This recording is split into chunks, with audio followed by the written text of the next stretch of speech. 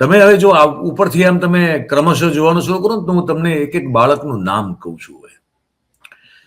સૌથી પહેલું જે તમને બાળકી દેખાય છે એ હરણી બોટ કાંડમાં જે લોકોએ જીવ ગુમાવ્યા બાળકો, એમાંની જે પહેલી જે બાળકીની તસવીર દેખાય તમને, એનું નામ છે ઋત્વી શાહ.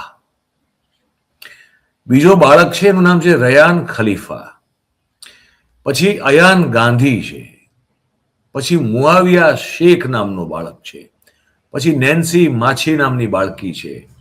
પછી વિશ્વકુમાર નિઝામ નામનો એક બાળક છે. પછી આશિયા ખલીફા નામની એક દીકરી છે નાની. અયાત મંસૂરી નામની એક દીકરી છે. સકીના શેખ નામની એક દીકરી છે. સુબેદાર ઝહાબિયા નામની એક દીકરી છે. અલીશબા કોઠારીવાલા નામની એક દીકરી છે. રોશની શિંદે છે એના પછી નાની દીકરી એક. ફાલ્ગુની પટેલ છે. અને છેલ્લે જે છેલ્લા બે છે એક શિક્ષકો છે, ફાલ્ગુનીબેન પટેલ, આ બાળકોના શિક્ષકો, અને બીજા એક જે શિક્ષક છે છાયાબેન સુરતી.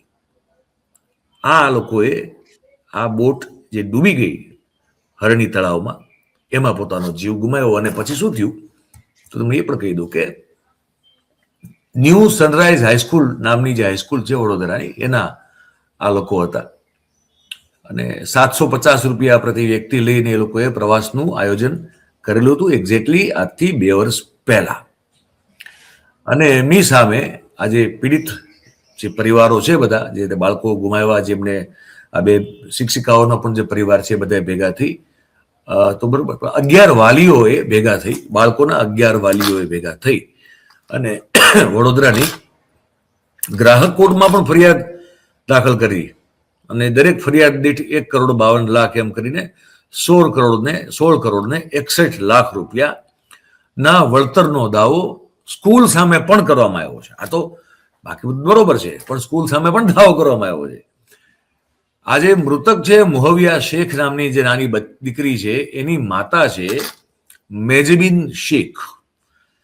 મેજબીન શેખ, જે કાલના તમે અમે દ્રશ્યો દેખાડ્યા કે કાલ બધા પીડિત પરિવારના વાલીઓ અને બધા લોકો ભેગા થયા, એમાં અમારી પાસે જે વર્ઝન આવ્યું છે એ મેજબીન શેખનું, એ બેનનું, જે એમની દીકરી ગુમાવી છે, એમનું એવું કહેવાનું છે, મેજબીન શેખનું, કે મુખ્યમંત્રીને બીક લાગે છે કે વડોદરા આવ્યા તો કદાચ પીડિત પરિવારના લોકો મને મારશે, અને એટલે જ એમનો પ્રોગ્રામ વડોદરામાં ગઈકાલે હતો પણ એ કેન્સલ થયું. એવું મેજબીન શેખ નામના જે વાલી છે, મૃતક દીકરીના જે માતાજી છે, એમનું એવું કહેવાનું છે.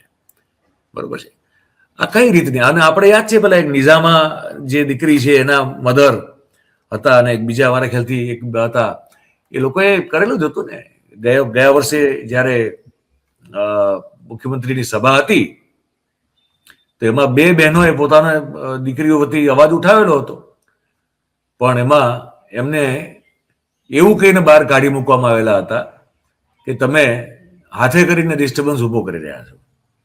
એ પ્રકારનો એમની સામે આરોપ એ મૃતકની માતાઓ સામે લગાવવામાં આવેલો હતો. હવે તમને હું ટાઈમલાઈન કહી દઉં ખાલી, દિલીપભાઈ ટાઈમલાઈન પણ કહી દઈએ, મેં કીધું ભૂલી જતા હોય લોકો. 18મી જાન્યુઆરી 2024 હરણી તળાવમાં બોટ પલટી અને એમાં 23 વિદ્યાર્થીઓ અને 4 શિક્ષકો હતા. એમાંથી 12 બાળક અને 2 શિક્ષિકા સહિતના 14ના મૃત્યુ થઈ ગયા. 19મી જાન્યુઆરી એટલે કે એના બીજા દિવસે 2024માં એ તારીખે સરકારે મૃતકોના પરિવારજનોને 4 લાખ અને ઘાયલોને 50,000ની મદદ જાહેર કરી. પ્રધાનમંત્રી રાહત ફંડમાંથી મૃતક પરિવારને 2 લાખ અને ઈજાગ્રસ્તને 50,000ની મદદ પણ જાહેર કરવામાં આવી. હવે 19 જાન્યુઆરી પછી છેક આગળ 15મી માર્ચ 2024, જે 15 દિવસમાં એસઆઈટી રજૂ કરવાની હતી, એ આટલા દિવસો પછી એસઆઈટીએ 2819 પાનાની એક ચાર્જશીટ રજૂ કરી. 433 સાક્ષીઓના નિવેદન લેવાના. પછી 10મી મે 2024ના રોજ વડોદરા કોર્ટે 10 આરોપીઓના જામીન મંજૂર કરી દીધા. ચમરબંધીઓને જામીન મળી ગયા. બરોબર છે.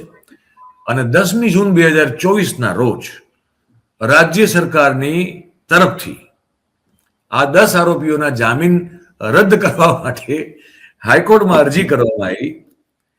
એટલે હાઈકોર્ટે એવું કર્યું કે 5ના જામીન રદ કર્યા અને 5ના મંજૂર કર્યા. એટલે જે ખરેખર ચમરબંધી હતા એ આપણે એવું માનવાનું મન થાય કે એમના છેવટે એ લોકો બહાર નીકળી ગયા, અને જે ખરેખર ચમરબંધી હતા એ બધા ના જામીન નામંજૂર થયા. હવે દિલીપભાઈ, કઈ રીતની વાર્તાઓ ચાલી રહી બધી યાર, શું કરવાનું બોલો? તો